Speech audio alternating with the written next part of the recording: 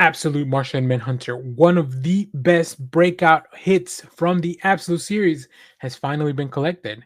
Let's talk about that.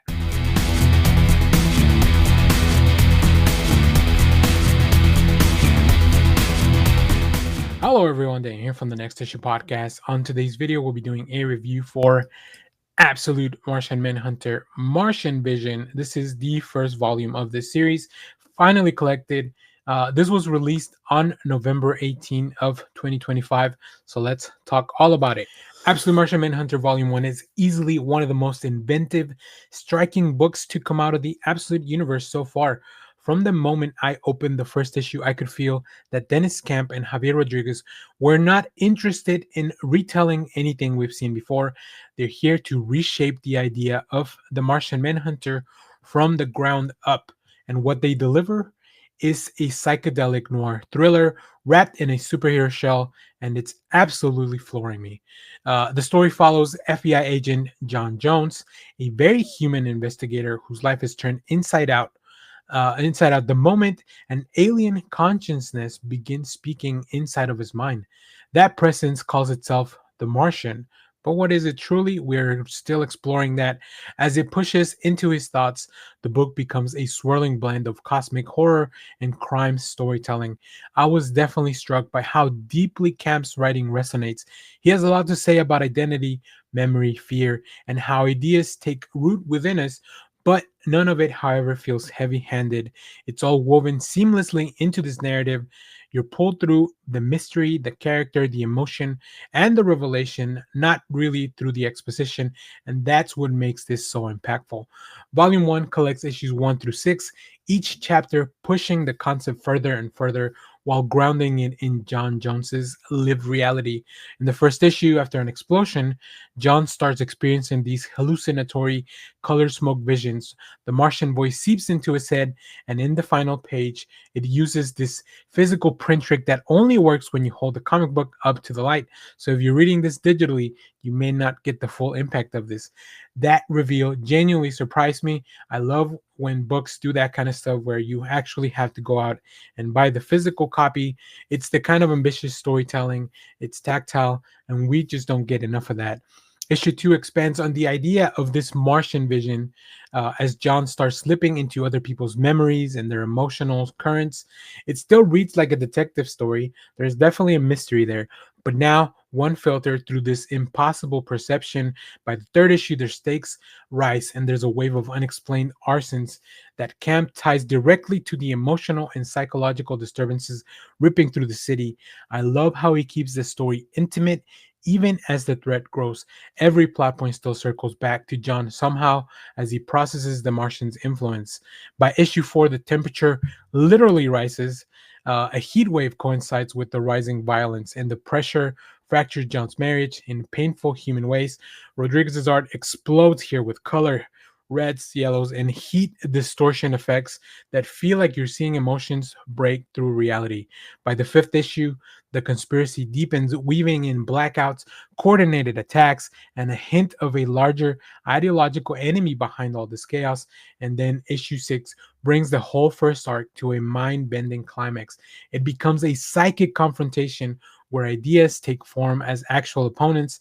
The arc closes off on a big cliffhanger that promises that the world is about to expand in ways that could be even stranger and more personal. Throughout of it all, Deniz Camp's writing is sharp.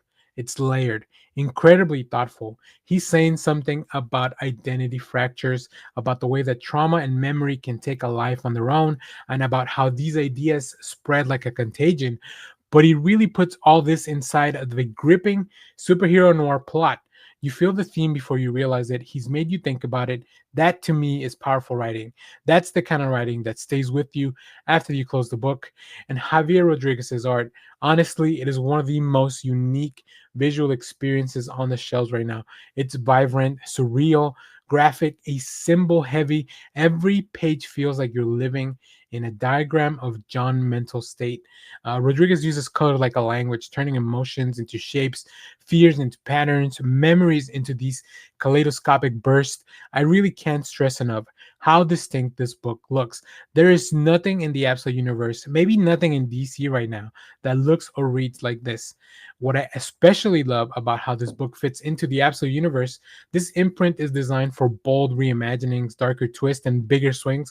And Absolute Martian Manhunter might be the purest example of that philosophy.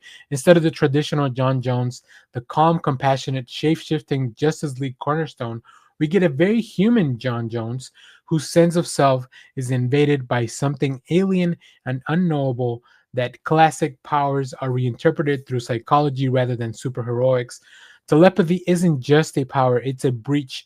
Shape-shifting isn't just a trick, it's a crisis of identity. It's familiar mythology told in a completely unfamiliar way, and that's what makes this very exciting.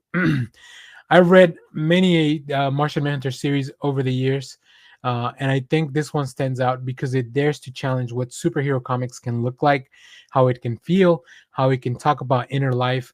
Camp and Rodriguez delivers something that's not just stylish, it's very cerebral but emotionally heavy, and of course, artistically fearless. The book is vibrant, intense, introspective, and honestly just wildly, wildly original. Absolute Martian Manhunter Volume 1 isn't just a reinvention of the character, it is a statement piece for the entire Absolute universe. It shows how far DC is willing to allow creators to push these icons and how much room exists for artistry and experimentation. Personally, I loved every page of this. If this is the direction of the Absolute line, I'm really think that we're in for something special. This book was so popular that it went from only being um, 6 issues to more. That's how powerful this first volume is.